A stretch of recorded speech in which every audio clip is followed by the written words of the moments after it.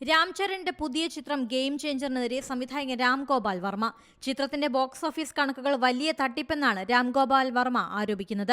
നിർമ്മാതാക്കൾ അവകാശപ്പെടുന്ന box office കളക്ഷനും ട്രേഡ് റിപ്പോർട്ടും തമ്മിലുള്ള വലിയ പൊരുത്തക്കേടുകൾ പുറത്തുവന്നതിന് പിന്നാലെയാണ് ആരോപണം. രാജമൌലിയും സുകുമാറും തെലുങ്ക് സിനിമയെ ബോക്സ് ഓഫീസ് കളക്ഷന്റെ പുതിയ ആകാശത്തേക്ക് ഉയർത്തി. ഇത് ബോളിവുഡിനെ ഞെട്ടിക്കുന്നതാണ്. എന്നാൽ ഗെയിം ചേഞ്ചറിന്റെ കളക്ഷന് പിന്നിലുള്ളവർ തെന്നിന്ത്യ ഫ്രോഡാണെന്നാണ് രാം ഗോപാൽ വർമ്മയുടെ പ്രതികരണം. ബാഹുബലി, RRR, KGF 2 തുടങ്ങിയവയുടെ വലിയ നേട്ടത്തിനും നന്ദിയുണ്ട്. എന്നാൽ ഗെയിം ചേഞ്ചർ അവകാശങ്ങൾ ഈ നേട്ടങ്ങളെപ്പോലും സംശയത്തിലാക്കുന്നു. ദക്ഷിണേന്ത്യയിലെ അസാധാരണ നേട്ടങ്ങളെ തുരങ്കം വയ്ക്കുന്ന അപമാനകരമായ പരിപാടിയാണ് ഗെയിം ചേഞ്ചറിൽ നടന്നതെന്നും അപമാനത്തിന് പിന്നിൽ ആരാണെന്ന് അറിയില്ലെന്നും രാം ഗോപാൽ വർമ്മ പ്രതികരിച്ചു. ചിത്രത്തിന്റെ നിർമ്മാതാവ് ദിൽരാജു അല്ല ഈ തട്ടിപ്പിന് പിന്നിലെന്നും രാം ഗോപാൽ വർമ്മ പറയുന്നുണ്ട്.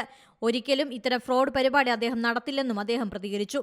ജനുവരി 10-ന് ചിത്രം 186 കോടി രൂപ നേടിയതായി നിർമ്മാതാക്കൾ അവകാശപ്പെടുന്നു. പുഷ്പ 2, ബാഹുബലി 2, RRR എന്നിവയ്ക്ക് പിന്നിൽ മികച്ച 4ാമത്തെ ഓപ്പണിംഗ് ഇന്ത്യൻ ചിത്രമായി ഗെയിം ചേഞ്ചർ മാറും. ലോകമെമ്പാടും 100 കോടി രൂപയിൽ താഴെയാണ് ചിത്രം തുറന്നതെന്ന് ട്രേഡ് അനലിസ്റ്റുകൾ റിപ്പോർട്ട് ചെയ്യുന്നു. സാഗ്നിൽക്ക് പോലുള്ള ചില ഉറവിടങ്ങൾ 80 കോടി മാത്രമാണ് കളക്ഷൻ റിപ്പോർട്ട് ചെയ്തത്. ഇതോടെയാണ് കളക്ഷൻ വിവാദത്തിലായത്.